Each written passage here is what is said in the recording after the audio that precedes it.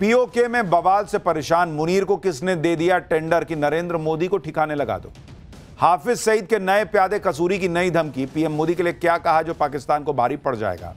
मुनीर शहबाज ने secret deal में पाकिस्तान को किसके हाथों बेचा, क्या हंगामा मच गया, अब आपको यह दिखाता हूं।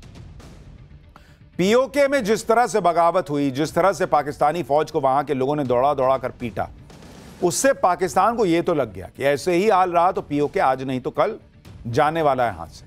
क्योंकि नरेंद्र मोदी तो पहले ही कह चुके हैं कि भाई मौका मिलेगा तो हम न छोड़ेंगे। यह डर पाकिस्तान में सेना से लेकर आतंकियों में घुस के बैठ गया है कि पीओके का मामला गड़बड़ा जाएगा।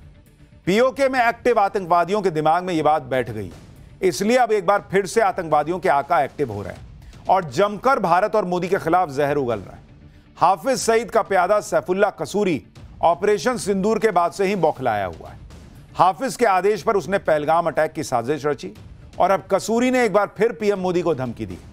कसूरी ने सीधे पाकिस्तान के फील्ड मार्शल असीम मुनीर को मोदी की सुपारी दे दी। एक तरीके से पाकिस्तान के आतंकवादी आखिर मोदी से इतना क्यों घबराए हुए हैं?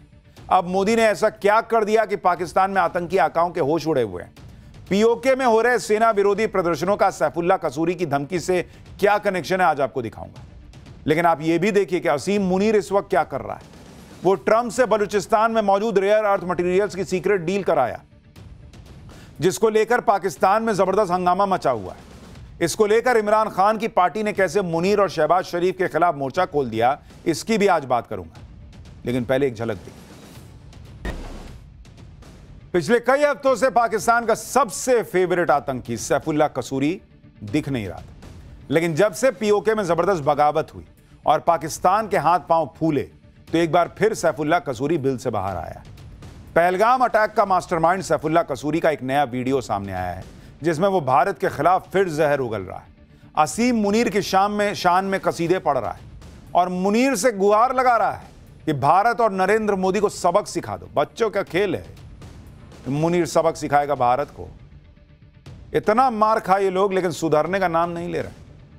लश्कर तैयबा का डिप्टी चीफ सैफुल्लाह कसूरी पूरी तरह बौखलाया हुआ है। सोचिए, ये वैसे आतंकी हैं जिनके कब रुखसती हो जाए, ऊपर जाना पड़ जाए, इनको खुद नहीं पता। कह रहा है नरेंद्र मोदी की मरम्मत कर दें, वो मुनीर को कह रहा है। अरे मुनीर खुद पाकिस्तान को बता चुका है कि हम कचरे का ट्रक हैं, तुमको मरम्मत की जरूरत है। नरेंद्र मोदी और भारत की तुम मरम्मत करोगे, तुम्हारे औकात से बाहर की चीज है। सैफुल्लाह कसूरी जैसे आतंकी सबसे ज्यादा एक ही नाम से खौफ खाते हैं बॉस, और वो नाम है नरेंद्र मोदी का।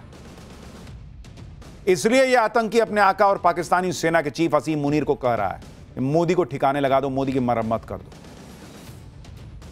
ऑपरेशन सिंदूर में इतना अंदर तक भारत ने घुस के मारा, तब भी सोचिए ये लोग इस तरह से बिलबिला के जो है अनाप शनाप बक रहे। करा भारत में 10 मई जैसा अटैक कर दो। अरे 10 मई जैसा अटैक, 10 ही मई को तुमको 9 जगह फोड़े थे। और ये वही सैफुल्लाह कसूरी है जो ऑपरेशन सिंदूर के बाद मोदी को मुर्दा कर देने की भी धमकी दे रहा था। 30 मई को एक रैली में इसने नरेंद्र मोदी के लिए क्या कहा था, आपको याद है? इनके जीने के लिए इनको लगता है कि जब तक नरेंद्र मोदी को यह खत्म नहीं करेंगे, ये जिंदा नहीं रह पाएंगे। इनको पता है कि पाकिस्तान और उसके आतंकियों का इलाज जो नरेंद्र मोदी ने 10 साल में किया है, वो कोई और ना कर पाया। इसलिए ये खौफ खाते हैं नरेंद्र मोदी के नाम से। इसलिए ऐसे फालतू के सपने संजोते हैं कि नरेंद्र मोदी को खत्म कर दूंगा, ये कर दूंगा, मरम्मत कर दूंगा। पाकिस्तान में भारत और नरेंद्र मोदी को गाली दिए आतंकवादियों की दुकान नहीं चलती बिना गाली दिए। इसलिए आतंकवादी रैलियों में मोदी को जान से मारने की धमकी देना, भारत पर आतंकी हमले करने का ऐलान करना, यह आम बात है। ये सब नौटंकी लोग करते रहते हैं, इनको पता कर नहीं पाएंगे कुछ। अभी 17 सितंबर को ही सैफुल्लाह कसूरी ने बहावलपुर में एक रैली की थी, जिसमें वो पीएम मोदी को सिंधु जल समझौता रद्द करने को लेकर भी धमकी दे रहा था और पाकिस्तानियों को चूरन चटा रहा था कि एक दिन भारत की सारी नदियां और बांध पाकिस्तान के होंगे। इन लोगों को पता है कि ये पाकिस्तान में लोगों को खाने के लिए आटा तो दे नहीं सकते, तो प्लेट में सपने परोस के दे देते हैं, सारा पानी भारत का ले लूंगा, नरेंद्र मोदी को खत्म कर देंगे, ये कर देंगे, वो कर देंगे। और वहां की जनता वो भी वैसे ही, इधर से पैदल, मजा आ गया, बहुत बढ़िया। सैफुल्लाह कसूरी इतना क्यों बौखलाया हुआ है, अब आपको यह भी समझना चाहिए। हमने आपको बताया था कि ऑपरेशन सिंदूर में भारत ने पीओके में आतंकवादियों के अड्डों को तबाह किया। ऑपरेशन सिंदूर पार्ट 2 के डर से लश्कर ए तैयबा और जैश ए मोहम्मद पीओके से भागकर खैबर पख्तूनख्वा में शिफ्ट हो रहा था, जो अफगानिस्तान बॉर्डर से सटा हुआ इलाका है। लेकिन अब पाकिस्तान के आतंकी आकाओं को डर सता रहा है कि भारत का अगला ऑपरेशन सिंदूर कहीं तालिबान पाकिस्तान बॉर्डर से ही लॉन्च ना हो जाए। क्योंकि आप देखिए, तालिबानी विदेश मंत्री आमिर खान मुत्ताकी 9 अक्टूबर को भारत की यात्रा पर आ सकते हैं। यह किसी तालिबानी मंत्री की पहली आधिकारिक भारत यात्रा होगी। भारत की यात्रा पर मुत्ताकी विदेश मंत्री एस जयशंकर से मुलाकात करेंगे, जिसमें भारत और तालिबान के बीच पाकिस्तानी आतंकवाद के खिलाफ मिलकर जंग लड़ने का ऐलान हो सकता है। यानी पाकिस्तान के आतंकी दोनों मोर्चों पर फंस गए। भाई, पीओके में पब्लिक दौड़ा दौड़ा के पीट रही है, वहां भारत तो फोड़ ही दे रहा है। अब ये खैबर पख्तूनख्वा गए तो वहां भी मारे जाएंगे। यानी ये हर तरफ से घिर गए और इसीलिए ऐसी बातें कर रहे हैं। यही डर पाकिस्तान के असीम मुनीर और आतंकवादियों को खाए जा रहा है। रिपोर्ट्स के मुताबिक यूएनएससी में पाकिस्तान ने अमेरिका से कहकर तालिबानी मंत्री की भारत यात्रा का विरोध किया था, लेकिन यूएनएससी ने आमिर खान मुत्ताकी को भारत की यात्रा देने की छूट दे दी। इस बात से पाकिस्तान में बैठे आतंकियों के आका बौखलाए हुए हैं, मोदी को मारने की धमकियां दे रहे हैं। लेकिन नरेंद्र मोदी भी दुनिया के हर मंच पर पाकिस्तान को बेनकाब करने में जुटे हैं। आप सुनिए, संयुक्त राष्ट्र की एक डिबेट में भारत ने कैसे पाकिस्तान को फुल एक्सपोज किया है। A country that bombs its own people, conducts systematic genocide, can only attempt to distract the world with misdirection and hyperbole. This is a country that conducted Operation Searchlight in 1971 and sanctioned a systematic campaign of genocidal mass rape of 400,000 women citizens by its own army. The world sees through Pakistan's propaganda. इधर आतंकवादियों को काम पर लगाकर असीम मुनीर पूरे पाकिस्तान को Trump के हाथों बेच देने पर आमादा है। अभी कुछ दिन पहले असीम मुनीर और शहबाज शरीफ ट्रंप से मिलने अमेरिका गए थे, जहां असीम मुनीर ने ट्रंप को रेयर अर्थ मटेरियल्स और मिनरल से भरा ब्रीफकेस दिखाया था। आप तस्वीर देखिए बॉस, कौन ऐसा करता है भाई? तुम सेल्समैन हो जी। जब मुनीर ट्रंप को ऑफर दिखा रहा है कि देखिए ना बॉस कितना बढ़िया माल लेके आए, और दुकान का मालिक शहबाज हंस रहा गया, बहुत बढ़िया, मेरा मैनेजर सबसे अच्छा मैनेजर है सर, एकदम बढ़िया माल ताजा आपके लिए रेयर अर्थ मिनरल्स निकाल के लाया। कैसे लोग हैं भाई? अब खबर है कि पाकिस्तान ने अमेरिका को रेयर अर्थ मटेरियल्स की पहली खेप भेज भी दी। इस खेप में एंटीमनी, कॉपर कंस्ट्रेंट और दूसरे रेयर अर्थ एलिमेंट शामिल हैं। ये खनिज अमेरिकी कंपनी यूएस स्ट्रैटेजिक मेटल्स के साथ हुए $50 करोड़ के सौदे के तहत भेजे गए। खबर आते ही पाकिस्तान में हंगामा मच गया, क्योंकि पाकिस्तानियों को समझ ही नहीं आ रहा कि जिस पाकिस्तान को कोई भीख में पैसे नहीं दे रहा, उस पाकिस्तान में अमेरिका की कौन सी कंपनी इतना बड़ा इन्वेस्टमेंट करने के लिए राजी हो गई भाई। मतलब मुनीर पाकिस्तान के रेयर अर्थ मटेरियल्स का सौदा एक ऐसी अमेरिकी कंपनी से कराया जिसका कोई रिकॉर्ड ही नहीं है। इमरान खान की पार्टी पीटीआई ने इसको लेकर मोर्चा खोल दिया। पीटीआई ने कहा कि ऐसे सीक्रेट सौदे से देश के हालात खराब हो सकते हैं। सरकार को अमेरिका के साथ हुए सौदे से पहले संसद और देश को विश्वास में लेना चाहिए था। इस समझौते की डिटेल को संसद के सामने रखा जाए। इस डील से राष्ट्रीय सुरक्षा खतरे में पड़ सकती है। इमरान खान की पार्टी पीटीआई ने कहा कि देश के हितों के खिलाफ कोई समझौता बर्दाश्त नहीं किया जाएगा। पीटीआई के सांसद संसद में खड़े होकर पूछ रहे हैं कि मुनीर होता कौन है ये सीक्रेट डील करने वाला। सुनिए जरा। सोचिए, पाकिस्तान कैसा दो कौड़ी का देश है कि इमरान खान जेल में, क्योंकि उन्होंने सरकारी खजाने में जो गिफ्ट मिला था उनको और रखा था वो बेच दिया। ये शहबाज और मुनीर देश का रेयर अर्थ मटेरियल बेचा है, मिनरल। जिसके हाथ पाकिस्तान में जो लग रहा है वो बेच दे रहा है। ये देश बेचने वाले लोग हैं बॉस। खैर, पाठशाला में अब अगला चैप्टर, सबरीमाला मंदिर से 4.5 किलो सोना किसने चुराया? 7 करोड़ की चोरी का राज क्या है? विजय माल्या ने मंदिर में करोड़ों का जो सोना चढ़ाया उसे किसने उड़ाया? अब इसके बारे में बताता हूं। केरल का सबरीमाला मंदिर दक्षिण भारत के प्रसिद्ध और धनवान मंदिरों में से एक है, लेकिन यहां एक ऐसी चोरी हो गई जिसकी पूरे देश में चर्चा है।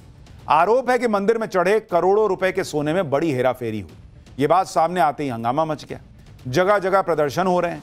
बीजेपी और कांग्रेस केरल सरकार के मंत्री से यह बोलते हुए इस्तीफे की मांग कर रहे हैं कि केरल की लेफ्ट सरकार में सबरीमाला मंदिर में भगवान के साथ बड़ा धोखा हुआ। आरोप है कि सबरीमाला मंदिर में करीब 4.5 किलो सोना चोरी हो गया। मंदिर से गायब हुए सोने की कीमत 7 करोड़ रुपए बताई जा रही है। जांच की जद में मंदिर का काम देखने वाला त्रावणकोर देवास्वयं बोर्ड भी है। यानी जिनके जिम्मे मंदिर की सुरक्षा की जिम्मेदारी थी, जो लोग और जो बोर्ड मंदिर की व्यवस्था देख रहा था, उनकी नाक के नीचे से करोड़ों का सोना गायब हो गया, यह आरोप लग रहा है। और अब इस मामले में सियासत तो हो ही रही है, कोर्ट की भी एंट्री हो गई। सबरीमाला मंदिर से भगवान को चढ़ाया सोना आखिर कहां चला गया, यह डिटेल में बताऊंगा, लेकिन पहले कुछ तस्वीरें देखिए। सबरीमाला मंदिर भगवान अयप्पा का मंदिर है, जिनकी उत्पत्ति भगवान शिव और भगवान विष्णु के मोहिनी अवतार से मानी जाती है। साल में कुछ मौके पर ही भक्तों के लिए यह मंदिर खुलता है। मंदिर का को लेकर मान्यता इतनी ज्यादा है कि जब जब मंदिर खुलता है, भक्तों की भीड़ लग जाती है। जंगलों के बीच बने सबरीमाला मंदिर के गर्भगृह की तस्वीरें की दीवारें जो हैं वो सोने से मढ़ी हुई। गर्भगृह के बाहर भी दीवारों और दरवाजों पर सोना लगा हुआ है। गर्भगृह के द्वार पर स्थापित भगवान अयप्पा के 2 द्वारपालों की मूर्तियों और उनके आसन पर भी सोना मढ़ा हुआ है। द्वारपालों की इन्हीं दोनों मूर्तियों पर मढ़े गए सोने और उनके आसन में बड़ी हेराफेरी की बात सामने आ रही है। मंदिर से सोना गायब होने का मामला तब खुला जब दोनों द्वारपालों की मूर्तियों पर लगे सोने की प्लेट को 700 किलोमीटर दूर चेन्नई भेजने का राज खुला। 2019 में उन्नी कृष्णन पोट्टी नाम के शख्स ने मंदिर की कीमती सामान पर सोने की परत की सफाई की अनुमति मांगी। उन्नी कृष्णन पोट्टी एक स्पॉन्सर हैं और वो अपने खर्च पर मंदिर के सामान पर सोने की परत जो है उसकी सफाई करना चाहते थे। मंदिर का कामकाज देखने वाले त्रावणकोर देवस्वयं बोर्ड यानी टीडीबी ने उन्नी कृष्णन को अनुमति भी दे दी, जिसके बाद 42.8 किलोग्राम सोने की प्लेट्स को चेन्नई की फर्म स्मार्ट क्रिएशंस को भेज दिया गया। ये प्लेट्स 2020 में जब सबरीमाला मंदिर वापस आई तो उसका वजन 38.6 किलोग्राम निकला, यानी लगभग 4.25 किलोग्राम सोना कम था, जिसकी कीमत 7 करोड़ रुपए आके। सबरीमाला मंदिर के त्रावणकोर देवास्वयं बोर्ड ने सोना कम होने की बात भी छिपा ली और इसके बाद मंदिर के द्वारपाल की मूर्ति पर सोने के प्लेट्स लगा दिए गए। सबरीमाला मंदिर में 41 दिन तक मंडलम उत्सव मनाया जाता है, जो हर साल 15 नवंबर से शुरू होता है और जनवरी तक चलता है। इस दौरान मंदिर में भक्तों की जबरदस्त भीड़ जुटती है। मंडलम उत्सव के बाद मंदिर को बंद कर दिया जाता है। 2019 में सबरीमाला मंदिर में महिला श्रद्धालुओं की एंट्री को लेकर बवाल चल रहा था और मंदिर समेत पूरी सबरीमाला पहाड़ी पुलिस और त्रावणकोर देवास्वयं बोर्ड की निगरानी में थी। बताया जा रहा है कि इसी दौरान मंदिर की 12 गोल्ड प्लेट्स को चेन्नई भेजा गया, जिसके बाद मंदिर का सोना कम हो गया। मंदिर में आई सोने की प्लेट्स का वजन थोड़ा बहुत नहीं बल्कि करीब 4.25 किलो कम था, लेकिन इसकी रिपोर्ट ही नहीं की गई। नियम यह है कि सबरीमाला मंदिर में लगे गोल्ड प्लेट को बिना अनुमति मंदिर से बाहर नहीं ले जा सकते। सोने की प्लेट्स की सफाई के लिए भी कोर्ट को कारण बताते हुए परमिशन लेनी होती है।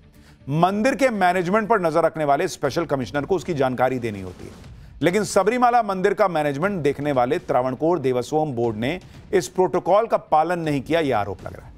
और इसीलिए सवाल पूछा जा रहा है कि यह गोल्ड किसकी वजह से चोरी हुआ, क्या हुआ, इसका सच सामने आना चाहिए। अब जिसने चोरी की है उसे दिन में तारे दिखे ना दिखे।